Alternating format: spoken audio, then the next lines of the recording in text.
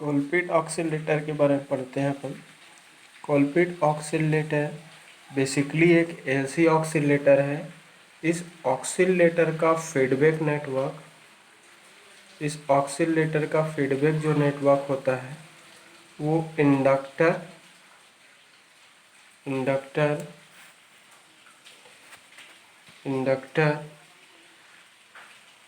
L and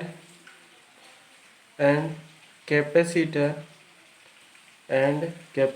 सी, इन दोनों की कॉम्बिनेशन से बना होता है। ठीक है, तो बेसिकली ऐसा ऑक्सीलेटर सर्किट होता है जिसका फीडबैक नेटवर्क इंडक्टर और कैपेसिटर की कॉम्बिनेशन से बना होता है। ऐसे ऑक्सीलेटर को हम क्या बोलते हैं? एलसी ऑक्सीलेटर कहते हैं।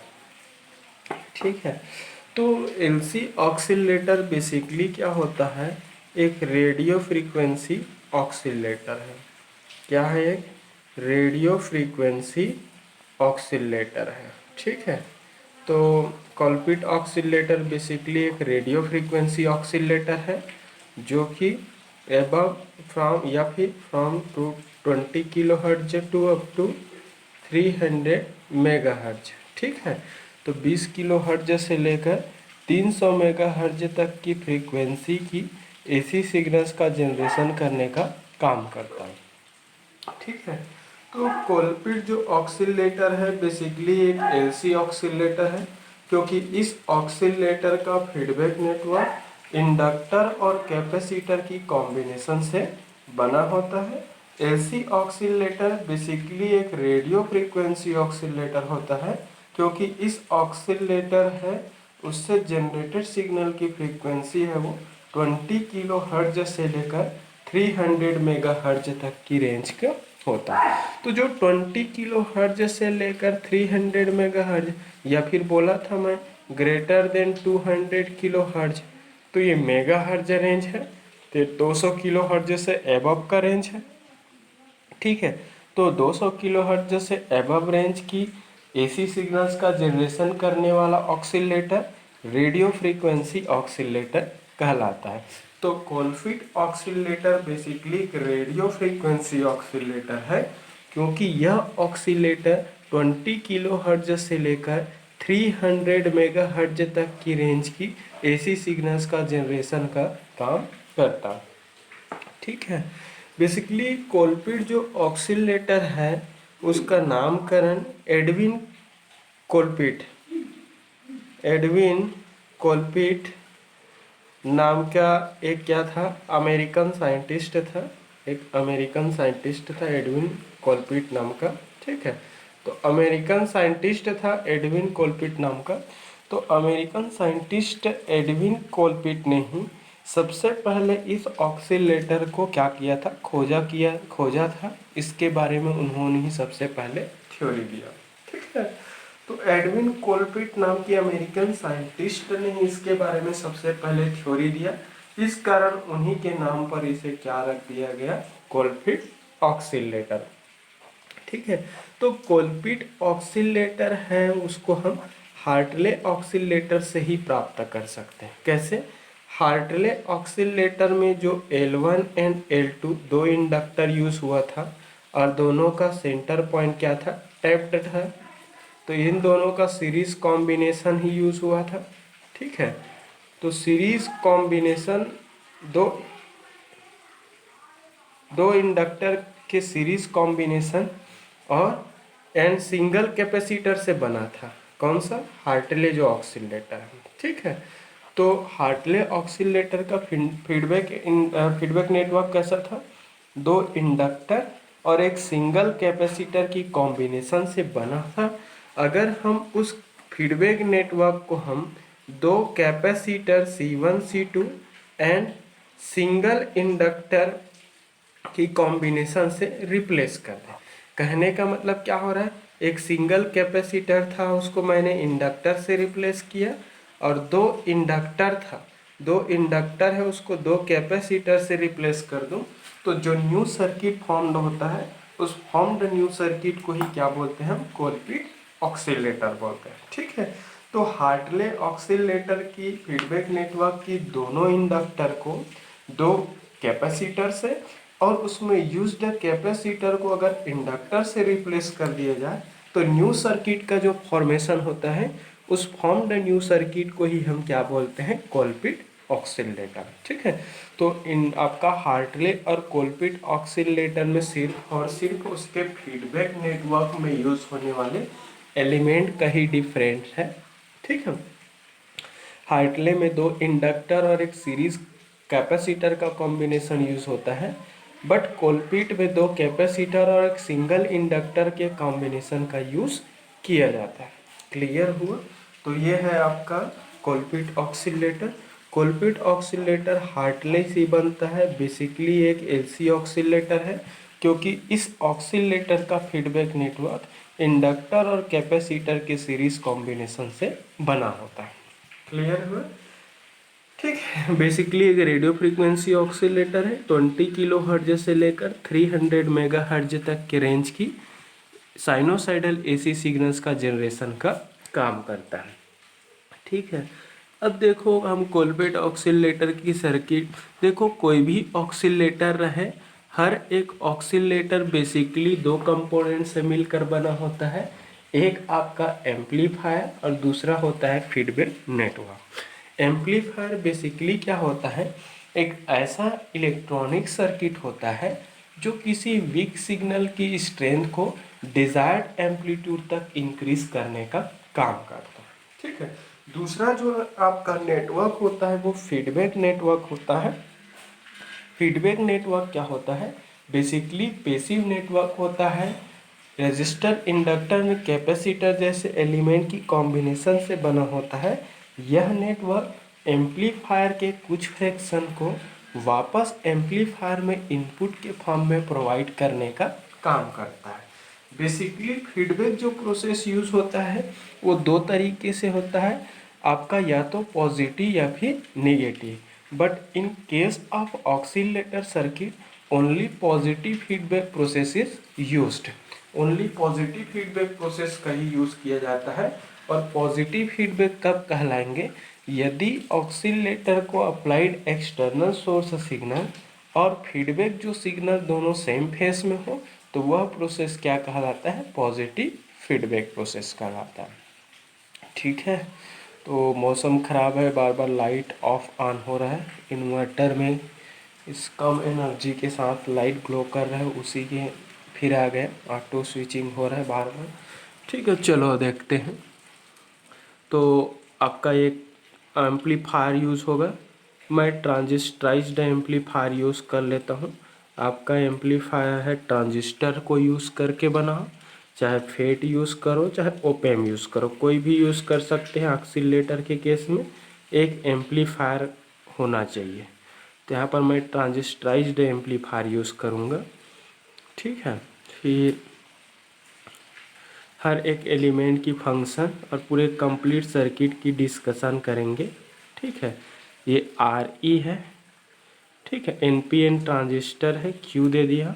ये आर ई इमीटर रजिस्टर, सी ई इमीटर बाईपास कैपेसिटर बोलते हैं। यहाँ पर 2 आपका रजिस्टर का कॉम्बिनेशन यूज़ होता है जो कि वोल्टेज डिवाइडर है। ठीक है, ये R1 और ये क्या है R2, और ये क्या है आपका plus VCC, external DC biasing supply voltage है plus VCC। RFC radio frequency coil.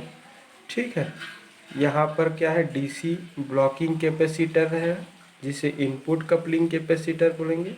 यहाँ पर भी एक कपलिंग कैपेसिटर रहेगा DC ब्लॉकिंग, जिसे आउटपुट कपलिंग कैपेसिटर बोलेंगे। और ये कहाँ जाएगा, फीडबैक नेटवर्क में। यहाँ पर फीडबैक जो नेटवर्क है वो सिंगल इंडक्टर और 2 टेप्ड कैपेसिटर की कॉम्बिनेशन से बना रहता है। ठीक है, तो ये C1 है और इसकी कैपेसिटेंस को क्या ले लिया, मैं C2 ले लेता हूँ। ठीक है, C1 C2, और इन दोनों का सेंटर पॉइंट है वो क्या है, टेप्ड है। इसकी इंडक्टेंस को L ले लेता हूँ। इससे जनरेटेड सिग्नल को वापस हम एम्पलीफायर में किसकी तरह दे देते हैं, इनपुट की तरह। ठीक है, ये है, क्लियर हुआ? ये अपन का सर्किट है, ये है। ठीक है, तो ये कंप्लीट ट्रांजिस्टराइज्ड सर्किट है।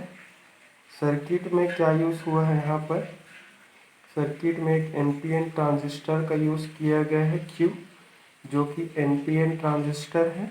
और जब भी किसी एनपीएन ट्रांजिस्टर को हम कॉमन इमीटर मोड में यूज़ करते हैं, ऑलवेज वो एक एम्पलीफायर सर्किट की तरह बिहेव करता है। तो यहाँ पर ट्रांजिस्टर जो है वो ये एनपीएन ट्रांजिस्टर है, और इस एनपीएन ट्रांजिस्टर को हम यहाँ पर किसकी तरह यूज़ कर रहे हैं, एम्पलीफायर की तरह यूज़ कर रहे हैं, जो कि कॉमन इमीटर मोड में यूज़ हो। क्लियर हुआ। तो Q एक एनपीएन ट्रांजिस्टर है जो कि कॉमन इमीटर मोड में यूज़ हो रहा है, और जब भी कोई NPN transistor common emitter mode में यूज़ होता है, ऑलवेज वो एक एम्पलीफायर सर्किट की तरह वर्क करता है, बिहेव करता है। ठीक है। अब R1 है R2 दो ठो रजिस्टर यूज़ हुआ है। R1 R2 रजिस्टर को पॉजिटिव सप्लाई वोल्टेज और ग्राउंड के बीच में कनेक्ट किए हैं। तो R1 और R2 का जो कॉम्बिनेशन है बेसिकली एक वोल्टेज डिवाइडर नेटवर्क है, और ये जो वोल्टेज डिवाइडर जो नेटवर्क है बेसिकली इस ट्रांजिस्टर को ऑलवेज फॉरवर्ड बायस में रखने का काम करेगा, ऑलवेज फॉरवर्ड बायस में मेंटेन रखने का काम करेगा। जब ये ऑलवेज फॉरवर्ड बायस में रहेंगे तभी ये इनपुट एसी सिग्नल के दोनों हाफ साइकिल को इक्वली एम्पलीफाई कर सकेगा। ठीक है। तो उस ट्रांजिस्टर को ऑलवेज फॉरवर्ड बायस्ड कंडीशन में मेंटेन रखने के लिए हमें क्या करना पड़ता है, एक बायसिंग सर्किट की ज़रूरत पड़ती है। और वो जो बायसिंग है यहाँ पर क्या है, वोल्टेज डिवाइडर बायसिंग है, जो कि R1 और R2 का कॉम्बिनेशन।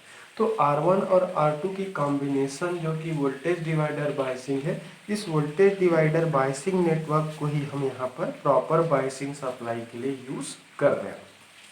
क्लियर हुआ। अगला देख लो, ये प्लस VCC है, collector DC biasing supply voltage. जैसा कि आपको पता है कि हर एक इलेक्ट्रॉनिक कंपोनेंट को, हर एक डिवाइस को उससे प्रॉपर फंक्शन अचीव करने के लिए उसे कुछ अमाउंट में एक्सटर्नल डीसी वोल्टेज की आवश्यकता होती है।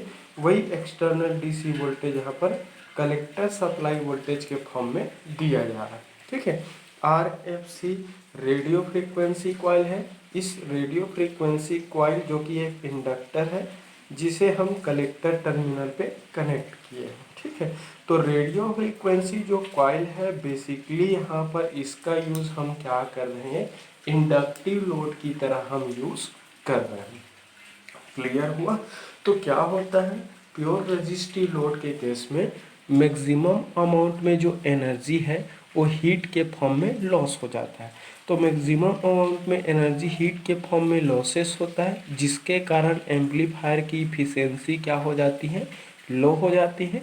एम्पलीफायर की इफ़िशेंसी को इम्प्रूव करने के लिए प्योर रेजिस्टिव लोड को रिमूव करके यहाँ पर एक इंडक्टिव लोड का यूज़ किया गया है। तो रेडियो फ्रीक्वेंसी कॉइल RFC जो है बेसिकली यहाँ पर एक इंडक्टिव लोड की तरह यूज़ हुआ है। ठीक है। RE हाई वैल्यू का इमीटर रेजिस्टेंस होता है। इस इमीटर रेजिस्टेंस को स्टेबलाइजेशन रजिस्टर भी बोलते हैं। ट्रांजिस्टर की परफॉर्मेंस है वो टेम्परेचर सेंसिटिव होता है। टेम्परेचर की वैल्यू चेंज होने से ट्रांजिस्टर की परफॉर्मेंस में भी अनवांटेड चेंजेस होता है। तो उस ट्रांजिस्टर की परफॉर्मेंस में टेम्परेचर के कारण होने वाले अनवांटेड चेंजेस को अवॉइड करने के लिए ट्रांजिस्टर के इमीटर पर एक हाई वैल्यू का इमीटर स्टेबलाइजेशन रजिस्टर का यूज़ किया जाता है। तो RE यहाँ पर स्टेबलाइजेशन रजिस्टर है जो कि हाई वैल्यू का होता है। क्लियर हुआ। CE यहाँ पर क्या है, इमीटर बाईपास कैपेसिटर है। ये emitter bypass capacitor amplified AC signal को बाईपास करने का काम करता है। ठीक है। सर्किट में used CI and C0। CI input DC blocking capacitor है, C0 है वो आउटपुट DC ब्लॉकिंग कैपेसिटर है। तो आउटपुट DC ब्लॉकिंग कैपेसिटर क्या करेगा, एम्पलीफाइड आउटपुट सिग्नल में प्रेजेंट अनवांटेड DC को ब्लॉक करके प्योर एसी को फीडबैक नेटवर्क में पास होने के लिए अलाउ करेगा यहाँ पर। तो ये क्या करेगा, यहाँ पर एम्पलीफाइड जो एसी मिलेगा, उस एम्पलीफाइड एसी के साथ साथ जो भी आपका डीसी कंपोनेंट प्रेजेंट है, उस प्रेजेंट डीसी कंपोनेंट को डीसी ब्लॉकिंग कैपेसिटर ब्लॉक करेगा और प्योर एसी को फीडबैक नेटवर्क को पास कर देगा। क्लियर हुआ। अगेन फिर से क्या होगा आपका, इस फीडबैक नेटवर्क में जो जनरेटेड फीडबैक सिग्नल है, इस फीडबैक सिग्नल में जो भी आपका unnecessary unwanted DC component present है, उस अनवांटेड डीसी कंपोनेंट को इनपुट कपलिंग कैपेसिटर ब्लॉक करेगा और प्योर एसी को ट्रांजिस्टर एम्पलीफायर में इनपुट के फॉर्म में पास कर देगा।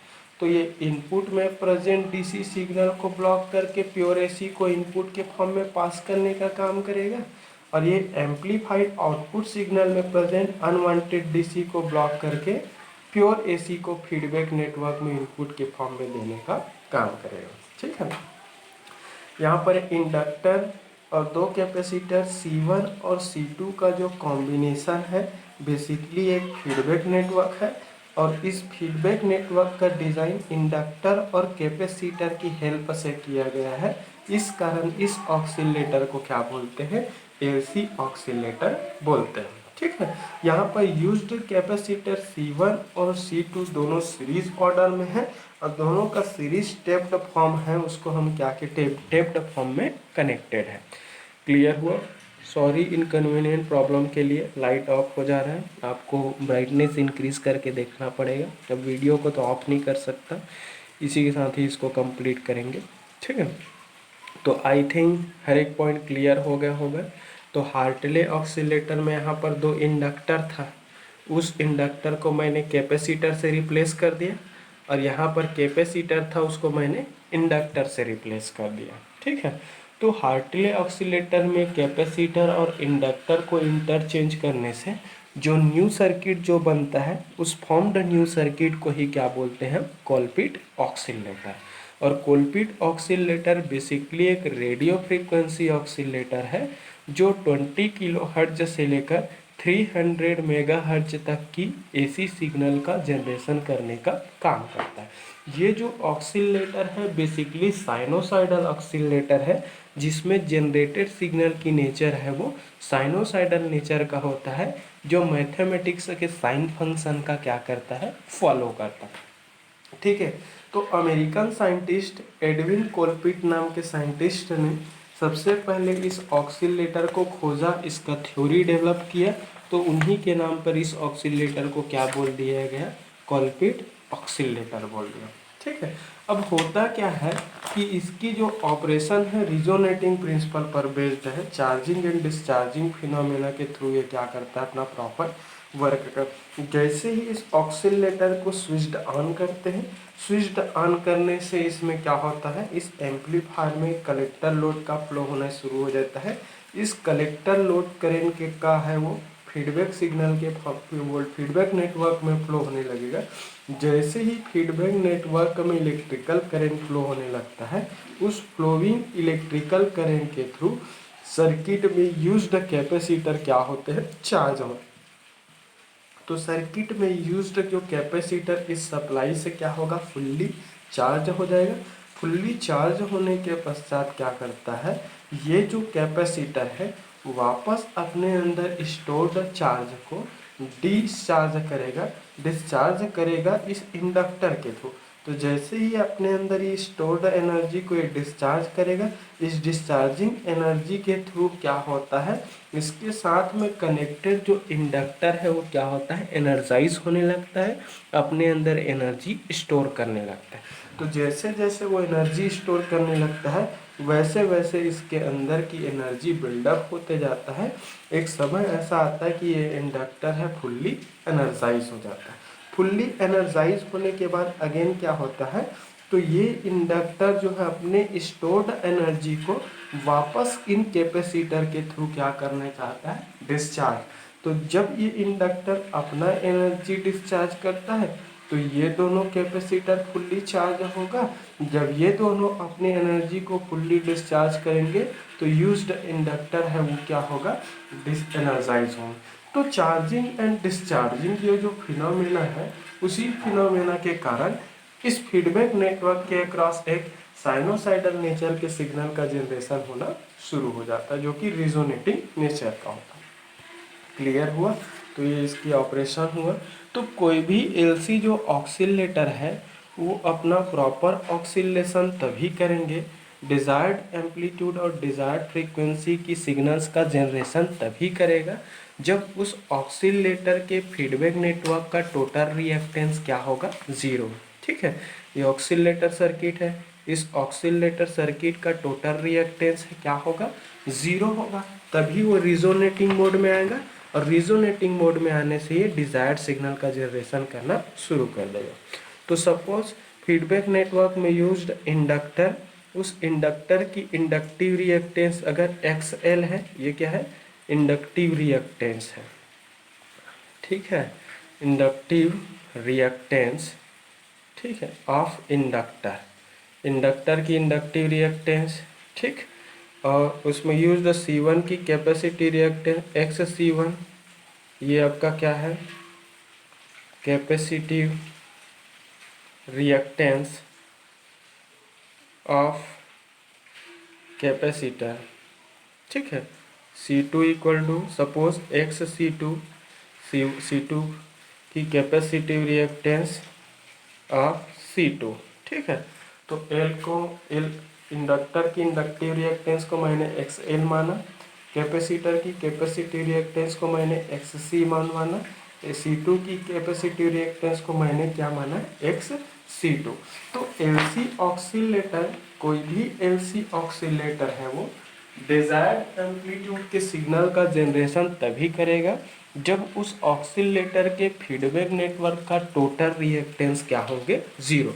तो जिस पर्टिकुलर कंडीशन में उसकी टोटल रिएक्टेंस की वैल्यू ज़ीरो हो जाएगा, उसी पर्टिकुलर कंडीशन में डिजायर्ड एम्पलीट्यूड के सिग्नल्स का जनरेशन करना शुरू कर देंगे, रिजोनेटिंग मोड में आ जाएंगे, ऑक्सीलेशन स्टार्ट हो जाएगा।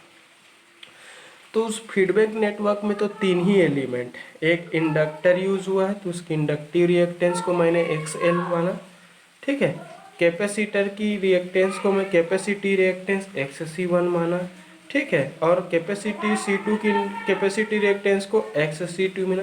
तो जिस पर्टिकुलर कंडीशन में सर्किट की टोटल रिएक्टेंस की वैल्यू क्या होगा, ज़ीरो होगा, उसी पर्टिकुलर कंडीशन में ये जो ऑक्सीलेटर है वो डिजायर्ड एम्पलीट्यूड और डिजायर्ड फ्रीक्वेंसी की कोई भी डिजायर्ड सिग्नल का जनरेशन स्टार्ट कर देगा।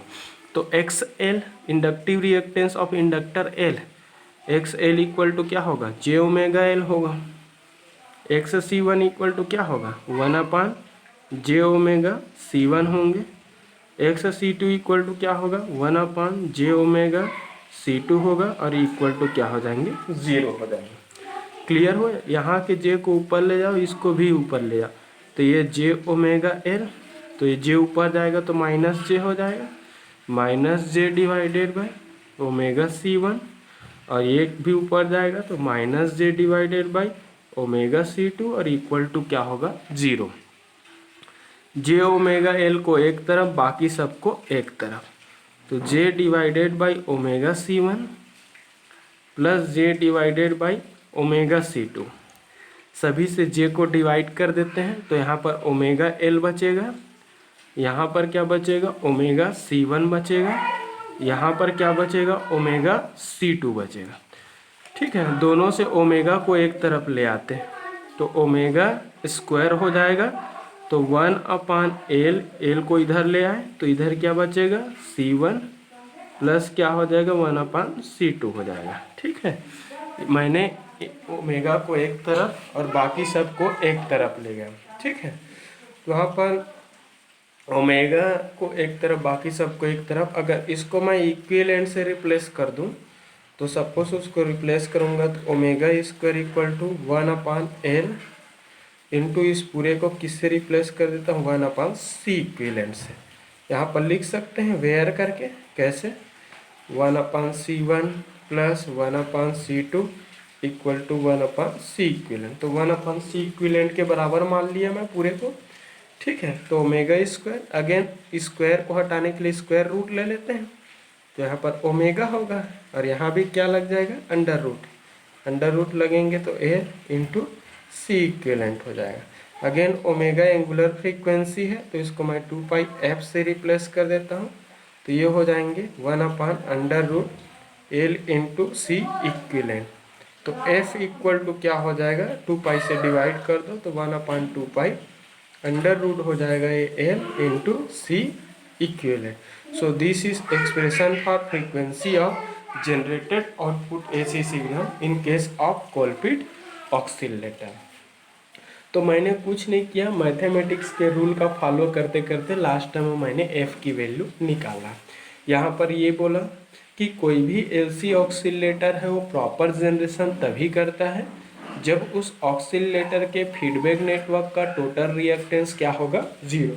तो XL plus XC1 plus XC2 equal to क्या होगा, 0। फिर XL के जगह मैं jωL लिखा, XC1 के जगह 1/jωC1 लिखा, XC2 के जगह 1/jωC2।